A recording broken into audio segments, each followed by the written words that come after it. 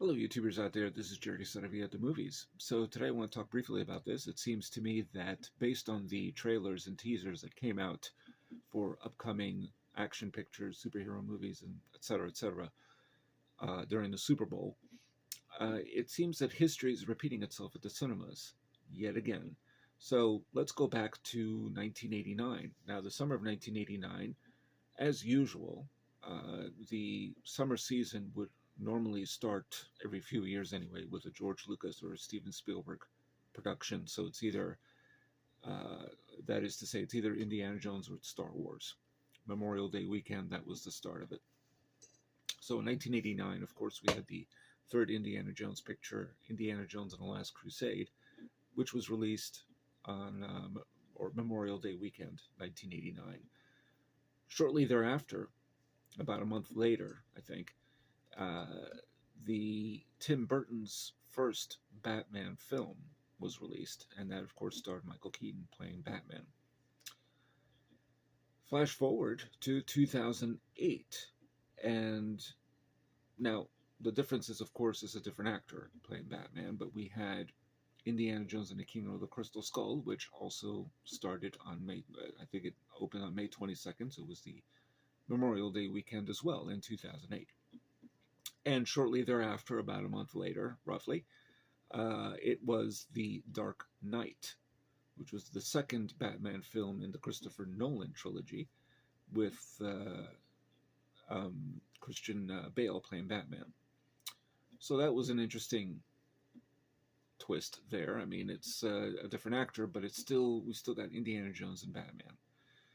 So now this summer we got Indiana Jones is back, of course. Indiana Jones and the Dial of Destiny, which is opening on June 30th. The difference this time is that Michael Keaton is coming back as Batman, and it's in this movie, The Flash. And he's doing a reprise of his role. So that's almost a 34 years later. And who would have thought that even though he's not the main character in Flash, Michael Keaton would be back again. The only difference is this movie is being released on June 16th, and it's not a Batman film, but Batman is still back, played by Michael Keaton. Indiana Jones will be released in June 30th. So, interesting. I just wonder what any of you think about this. What is there? Is this like a marketing ploy or just pure coincidence? I don't know. Let me your thoughts. Tell me what you think. The Flash trailer, by the way, it just seemed to me that really was pushing the idea of Michael Keaton as Batman. And then this Supergirl is actually in it, played by Sasha Calle, I think. Yes, she's the first Latina actress to play Supergirl, so that's kind of interesting. And that's also given a little push, and more of a push, I think, of Michael Keaton as Bruce Wayne. So although part of the trailer seems to focus on the Flash, it seems that these two particular roles are being pushed a little. And I think the only reason for that probably is because Ezra Miller himself has been in trouble with the law, and there's complications, to say the least. Uh, I believe this is a Warner Brothers picture. Warner Brothers canceled Batgirl, a $90 million production that was finished and edited, and they decided not to release it. They put it off as a tax write-off, but basically they said the reason was because the movie was no good. It was terrible.